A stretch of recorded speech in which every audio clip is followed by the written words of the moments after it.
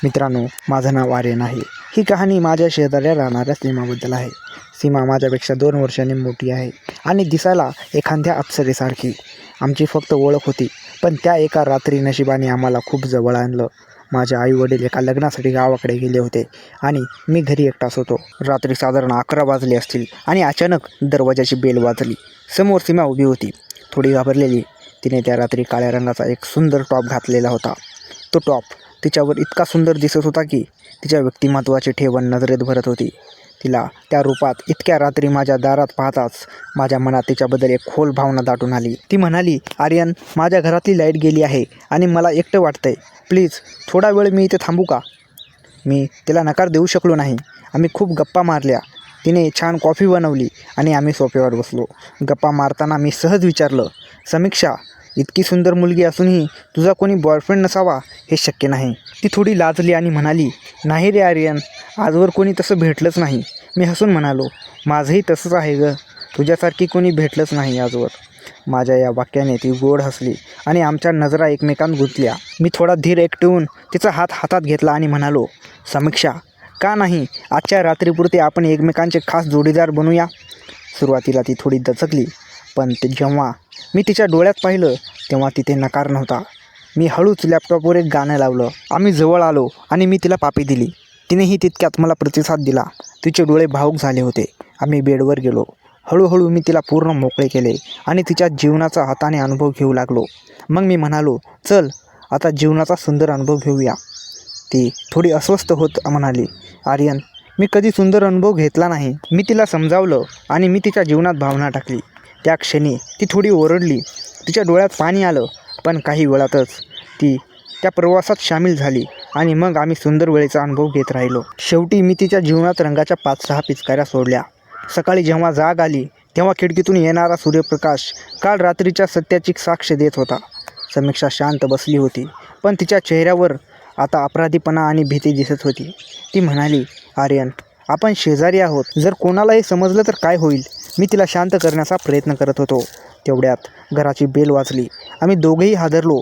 मी दरवाजा उघडला तर समोर माझे आई-वडील आणि समीक्षाचे वडील उभे होते. समीक्षाचे बाबा रागात होते.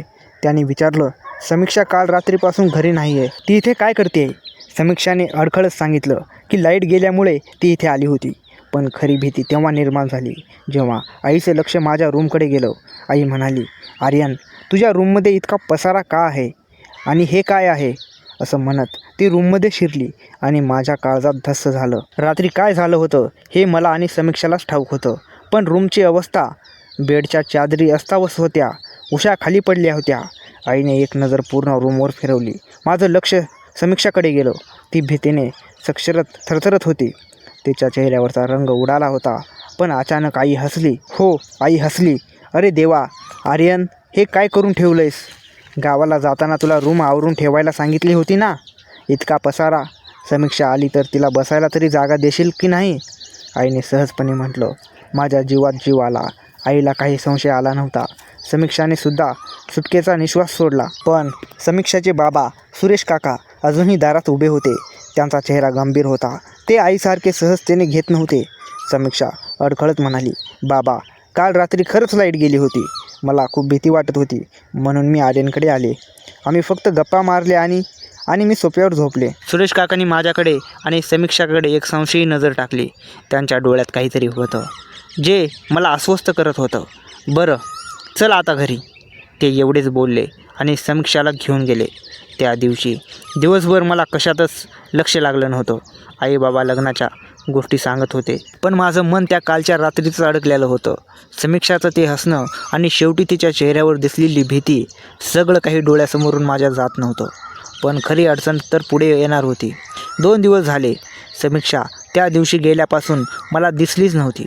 मी तिच्या घराकडे कितीदा तरी बघितलं, पण खिडक्या दार नेहमी बंद असायचे. मला काळजी वाटायला लागली. सुरेश काका तर तिला काही बोलले नसतील ना?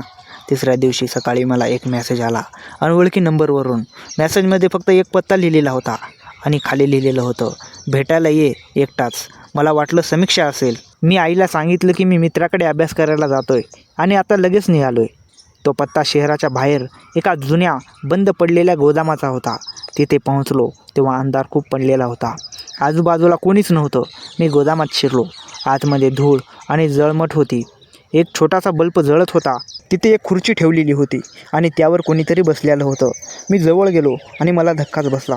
तिथे सीमाक्षीण होती. तिथे सुरेश काका बसले होते, पण ते नेहमीसारखे दिसत नव्हते.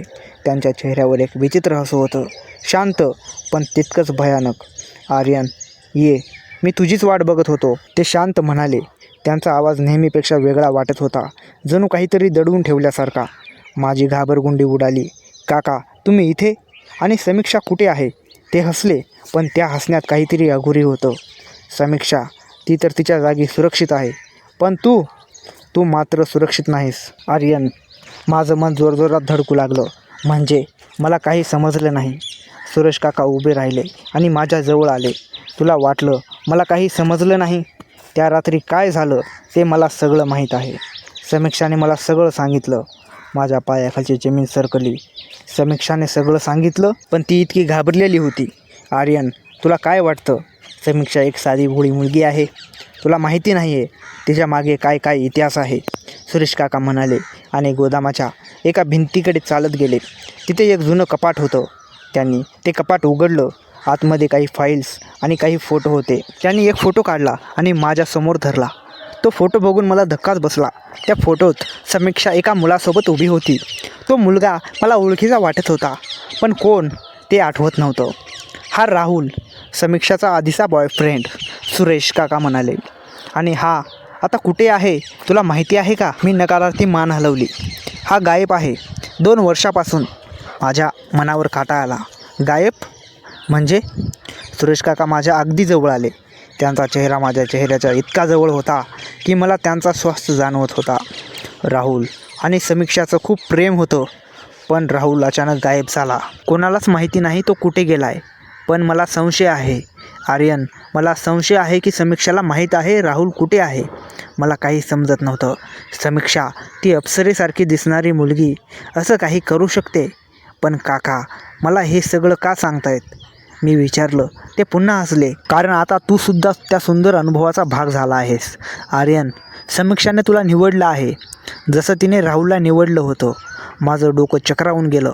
काय बोलत होते हे? समीक्षाने मला निवडलं आहे म्हणजे काय? तुला काय वाटतं?